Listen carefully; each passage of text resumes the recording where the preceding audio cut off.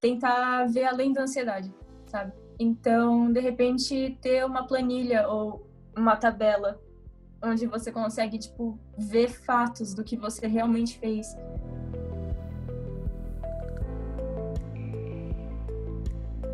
O mundo nunca mais será o mesmo, e o que isso significa exatamente ainda é difícil prever. Mas o fato é que a pandemia do coronavírus propõe desafios nunca antes vividos e exige de nós respostas para tudo isso. Em tempos em que o significado de reinvenção sugere mudanças de comportamento, ampliar o nosso leque de conhecimentos é fundamental.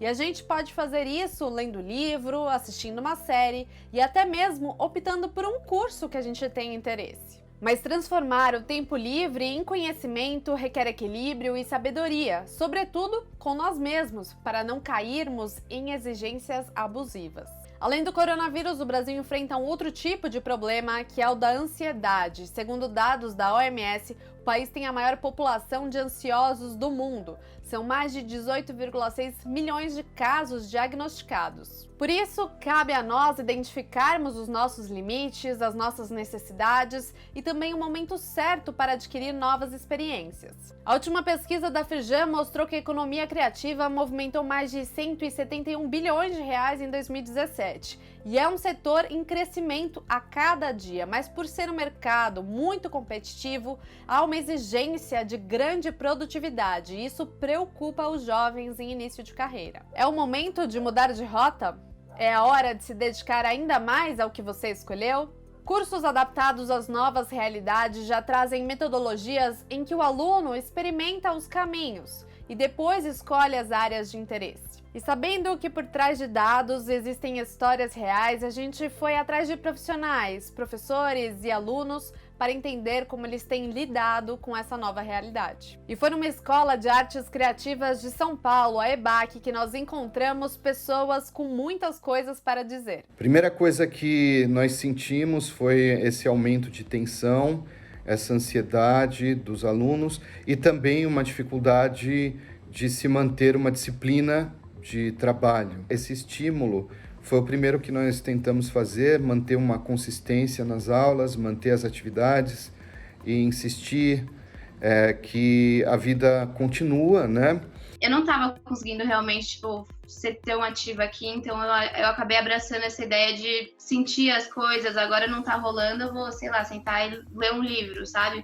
Aí, de repente, tô lendo o livro, tenho uma ideia, veio fazer um pouco aqui, fazer as coisas meio de picadinho, conforme eu vou sentindo necessidade, sabe? Antes aqui, quando eu chegava em casa, eu cheguei em casa, sabe? Parece que toda hora é hora, e aí, nossa, isso só me bloqueia, juro. Um dos nossos professores, no instinto de tornar a coisa um pouco menos opressora, né, de aula no sentido tradicional, começou uma aula com um exercício de meditação. E imediatamente a gente adaptou essas atividades e a gente chamou de KM, né, Keep Moving, onde os nossos alunos, por alguns momentos, eles, ao invés de só se preocuparem com seus projetos, eles terem a oportunidade de explorar de forma criativa outras questões, relaxar um pouco, pensar em música. Eram atividades onde todas as mídias e os gostos dos alunos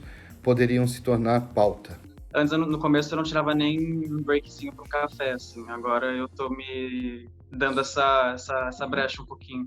E final de semana eu me dou um tempinho maior, assim, para relaxar e eu gosto de ler. Então eu fui descobrindo cantos novos que eu nunca tinha pensado que eu poderia sentar ali para ler um livro. Tenho tentado aproveitar outras partes da minha casa, porque antes eu mal tomava café, daí eu chegava para tomar banho, jantar e dormir.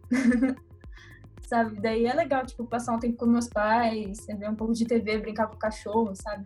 É difícil, mas vendo isso como oportunidade, nós estamos descobrindo possibilidades de até trazer outras coisas para as nossas aulas, né? Yes, we've moved to a virtual classroom. It's different from working inside of a physical classroom, of course, but we are not online education. We haven't moved to online education. Now, the difference between online education and virtual education, in my opinion, my professional opinion, is thus. Online education is about receiving videos, learning by yourself, and super independent learning with not much guidance. Virtual learning is what we've adapted to here at EBAC, is taking the classroom and every single element that we would normally deliver and giving it to the students live. A gente não perdeu o contato total, a gente ainda tem aulas online com nossos professores, a gente tem acesso remoto aos computadores da faculdade. Para quem não tem uma máquina boa o suficiente para ter os programas baixados em casa e poder usar. Coloquei, acho que dá para ver lá atrás, eu coloquei as coisas do projeto na parede, tá tudo... eu trouxe uma mesinha, esse aqui o computador tá em cima...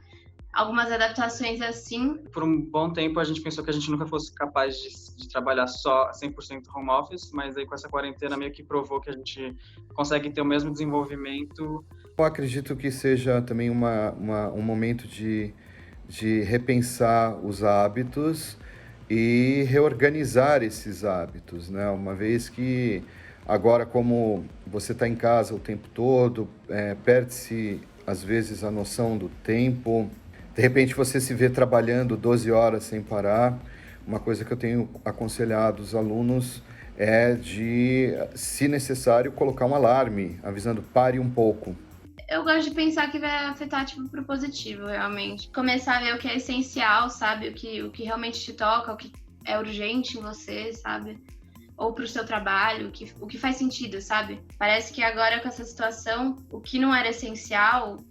eu não consigo sustentar, sabe? Eu até tenho que tomar cuidado para não trabalhar mais do que eu devia estar trabalhando, ainda mais em home office.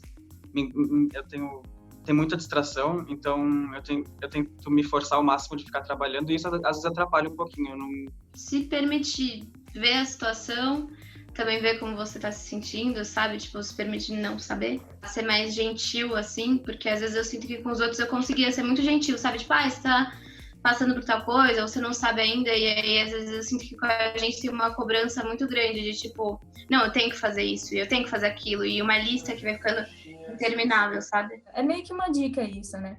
Tentar ver além da ansiedade, sabe? Então, de repente, ter uma planilha ou uma tabela onde você consegue, ver fatos do que você realmente fez e acompanhar o seu progresso talvez ajude, porque você consegue dividir o que é sua cabeça falando e o que é real, sabe? Eu acho que principalmente agora isso é muito importante, porque tem esse senso de que, eu tenho que ser produtivo, eu tenho que estar fazendo isso, aquilo. E tem dias que você simplesmente não tá bem. E você tem que respeitar o seu corpo, você tem que respeitar a sua cabeça.